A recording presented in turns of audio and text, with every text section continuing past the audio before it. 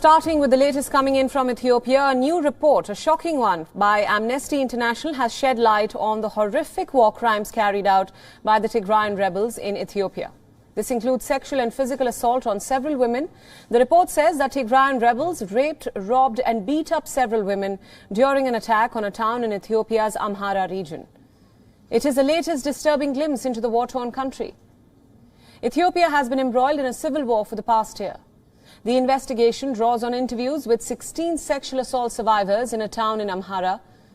It found that the assaults took place in August during an offensive by the Tigray People's Liberation Front, with 14 of the 16 women interviewed saying that they were gang raped by the rebels, in some cases at gunpoint with their children watching. Government officials in Amhara told Amnesty that more than 70 women reported rapes in the town of Nefas Mucha.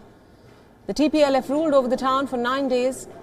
Amnesty further said that most of the women interviewed suffered from health problems since the hospital where they wanted to go to treatment had been completely destroyed in the TPLF offensive. Now, this is not the first time that reports of massacres and assaults have been reported since the conflict began in November last year.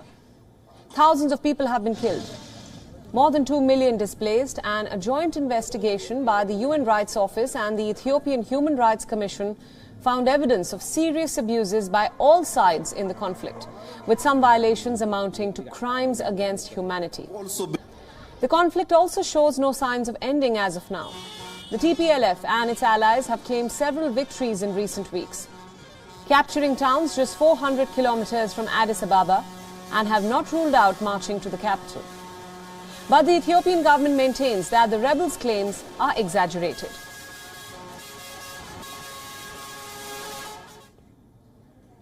Now, for more on the ongoing conflict in Ethiopia, Coletta Vanjohi now joins us live from Addis Ababa. Coletta, thanks so much for joining us at this hour. This is indeed a very shocking report coming from Amnesty International, which exposes the horrific war crimes carried out by the rebels in Ethiopia. What more can you tell us about the same?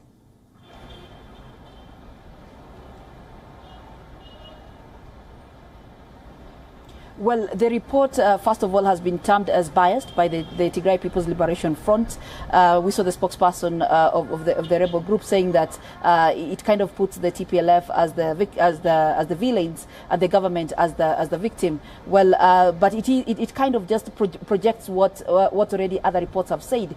If we go by the recently released human rights report that was released in joint collaboration with the Ethiopia Human Rights Commission, it is evident that what the Amnesty International is saying happened, just that for it has focused on the Tigray People's Liberation Front. But other entities have also done other investigations. People have spoken out and have said that yes, sexual gender-based violence happened, rape happened, and other crimes against humanity happened in the past year of the war. So it kind of highlights what people have already been talking about in terms of crimes against humanity and all this, but just that it focused on the rebel group.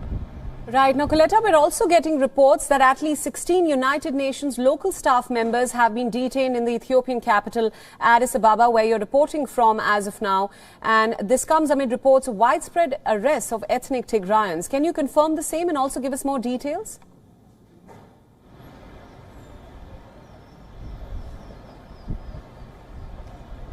What we know is very limited details, just from the United Nations spokesperson who talked about 22 had been detained earlier, 6 were released, and now 16 they're still talking about. A few hours ago they were talking about 16 being detained. Well, the UN says it is talking to the government of Ethiopia to understand the circumstances around the arrest, as well as to ensure that the UN officials are released. I mean, the UN is a bit skeptical. I mean, when it was asked about the issue of maybe these officials being ethnically targeted, and it kind of declined to respond to that.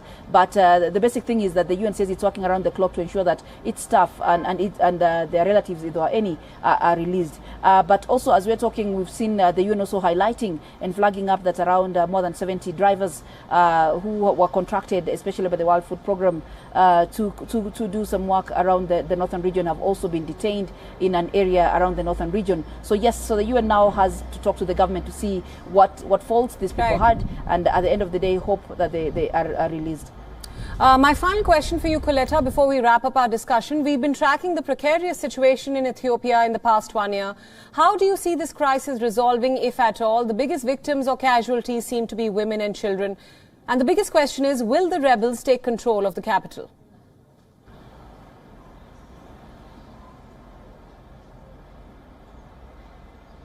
Well, what we have now is a more complicated case, according to different analysts. The UN also and the African Union are looking at it as a more complicated case. But there is a window of hope, if I would use those words, same words that were used by the African Union as well as the US Special Envoy for the Horn of Africa. A small window of hope for maybe mediation. I mean, the AU is on the ground, has spoken and negotiating with both, looking at both sides, both the warring factions, speaking to them to see how people can come to the table, maybe in whatever form.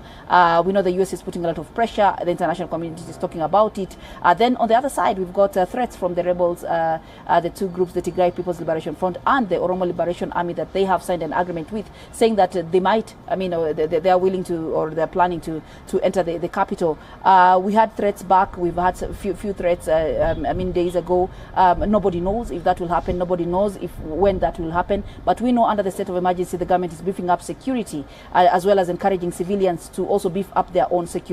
So yes, it's kind of complicated. No one knows if mediation will happen or when it will happen, but there are issues on the ground with different agencies trying especially to ensure that the African Union takes the lead and encourages both parties to come to the table. Coletta Wanjohi, thank you so much for joining us at this hour on WION from Addis Ababa.